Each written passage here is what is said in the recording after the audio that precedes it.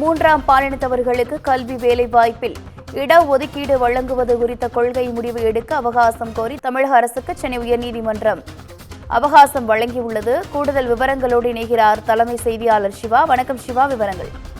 சாரா, மூன்றாம் பாலினத்தவர்களுக்கு கல்வி வேலைவாய்ப்பில் இடஒதுக்கீடு வழங்குவது குறித்து கொள்கை முடிவு எடுக்க தமிழ்நாடு அரசுக்கு சென்னை உயர்நீதிமன்றம் 6 வார கால அவகாசம் தற்போது வழங்கியிருக்கிறது.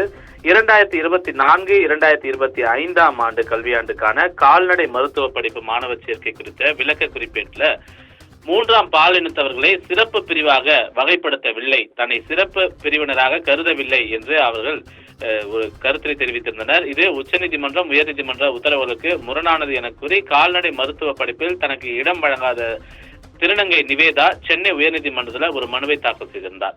இந்த வழக்கை விசாரித்த தலைமை நீதிபதி ஸ்ரீராம் மற்றும் நீதிபதி செந்தில்குமார் ஆகியோர் கொண்ட அமர்வு திருநங்கை நிவேதா வரும் 25ஆம் தேதி கால்நடை பல்கலைக்கழக பதிவாளரை சந்தித்து மாணவர் சேர்க்கைக்கான விண்ணப்பத்தை அளிக்கவும், அவர் அளித்த விண்ணப்பத்தை பெற்று மாணவர் சேர்க்கைக்கு அனுமதிக்கும்படி தமிழ்நாடு கால்நடை விலங்குகள் அறிவியல் பல்கலைக்கழக பதிவாளருக்கு உத்தரவிட்டு வழக்கை முடித்து வைத்திருந்தது. அதே சமயம் மூன்றாம் பாலினத்தவர்களுக்கு கல்வி வேலை வாய்ப்பில் 1% இடஒதுக்கீடு வழங்குவதற்கு அரசினுடைய 5 துறைகள் ஒப்புதல் வழங்கியுள்ளதாகவும் அனைத்து துறைகளினுடைய ஒப்புதல் பெற்று கொள்கை முடிவு எடுக்கப்பட உள்ளதாகவும் தெரிவிக்கப்பட்டிருந்தது.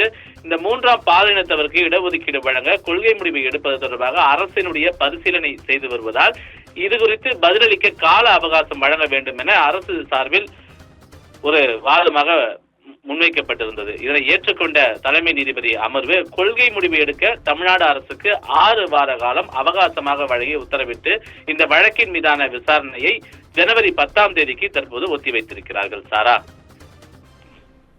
விவரங்களுக்கு நன்றி சிவா.